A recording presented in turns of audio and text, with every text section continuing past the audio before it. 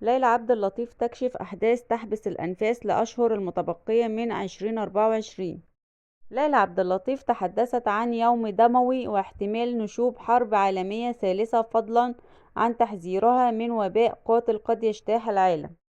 وقالت ليلى عبد اللطيف أنه سيكون هناك بعض الحشود الغاضبة من الجيش اللبناني بشكل كبير، الأمر الذي أثار خوف الجمهور. وأضافت أن رئيس مجلس النواب نبيه بري سيكون صاحب المبادرات السحرية، أما ميقاتي فسيكون عراب المرحلة المقبلة حسب وصفها، وسيكون له دور بارز ومهمة صعبة بعد انتخاب رئيس جديد للبنان.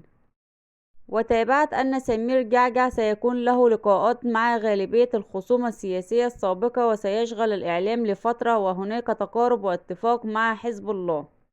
وأضافت الرئيس سعد الحريري وجولة عربية تبدأ من العاصمة السعودية الرياض، وزيارة مفاجئة إلى لبنان، ولقاء مع الرئيسين ميقاتي وبري، ولقاء مع خصم سياسي سيشكل مفاجأة.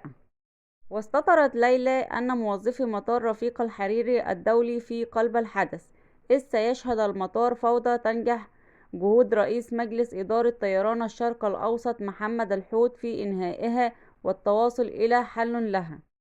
وتنبأت ليلى عبد اللطيف باستمرار الحرب الروسية الأوكرانية مع احتمال وقوع مزيد من الخسائر البشرية والمادية واضطرابات سياسية في العديد من الدول، بما في ذلك فرنسا والولايات المتحدة.